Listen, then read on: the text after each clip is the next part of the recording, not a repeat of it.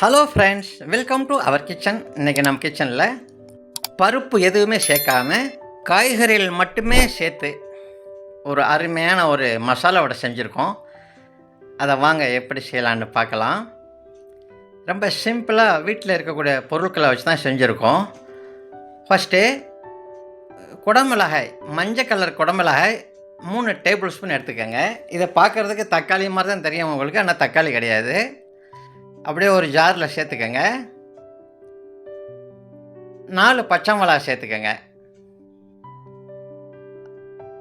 2 table spoon இஞ்சி சேர்த்துக்கங்க. இதை பல்ஸ் மோடில் வச்சு நல்லா குறகுறப்பாக அரைச்சிக்கிறணும், இந்த மாதிரி.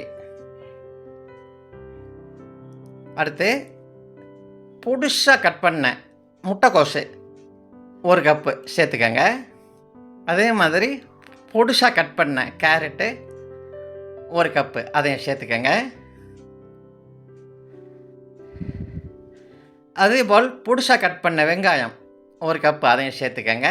அடுத்து நம்ம அரைச்சி வச்ச மசாலாவும் அதில் சேர்த்துக்கிறோம்.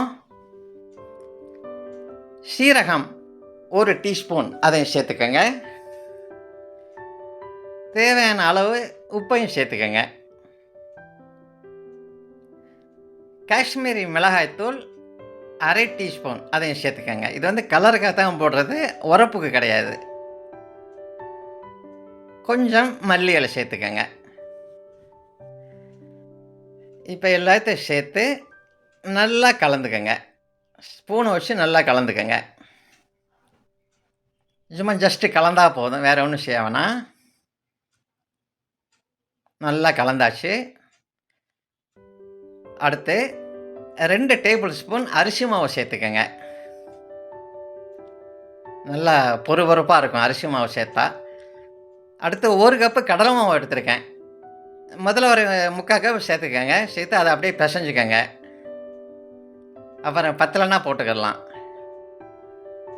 ரொம்ப அழுத்தம் கொடுத்து பிசைய வேணாம், ஜஸ்ட் அப்படியே லைட்டாக பிசைஞ்சால் போதும். இருக்கிற மாவையும் சேர்த்துக்கங்க. இப்போ டோட்டலாக 1 கப்பு நம்ம சேர்த்துருக்கோம். தண்ணி எதுவும் சேர்க்கக்கூடாது, ஏன்னா வெங்காயத்தில் தண்ணி ரொம்ப இருக்குது. அதனால் தண்ணி சேர்க்காமல் அப்படி ஜஸ்ட் அந்த மாதிரி ரொம்ப அழுத்தம் கொடுக்காமல் பிசைஞ்சால் போதும். ரொம்ப கரெக்டாக பார்த்தீங்களா, அழகாக பிசைஞ்சு மாவு ரெடி ஆயிடுச்சு.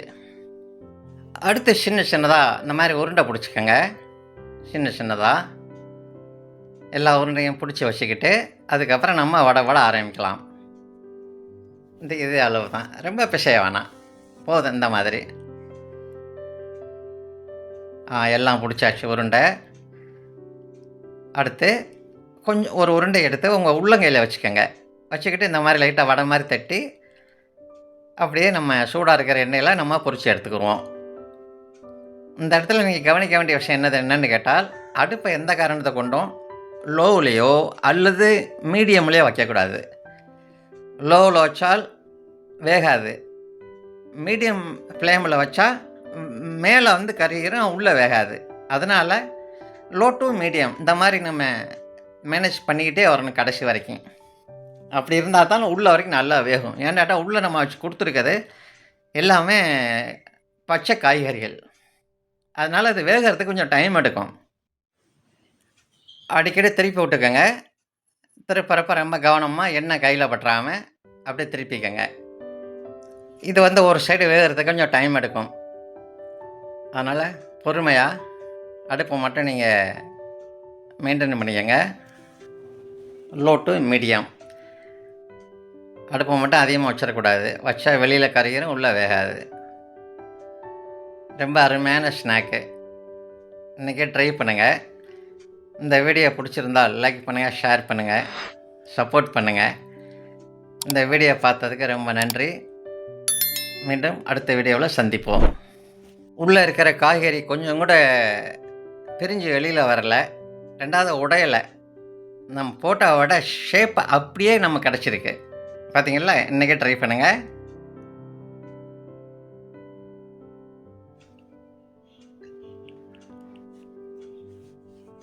இந்த பாருங்கள், உள்ளே பாருங்கள் எவ்வளோ அழகாக வெந்திருக்குன்னு. பார்த்தீங்களா, உள்ளே வரைக்கும் நல்லா வெந்திருக்கு.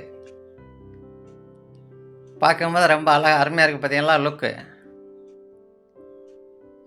ரொம்ப சூப்பராக வந்திருக்குங்க. ட்ரை பண்ணுங்கள்.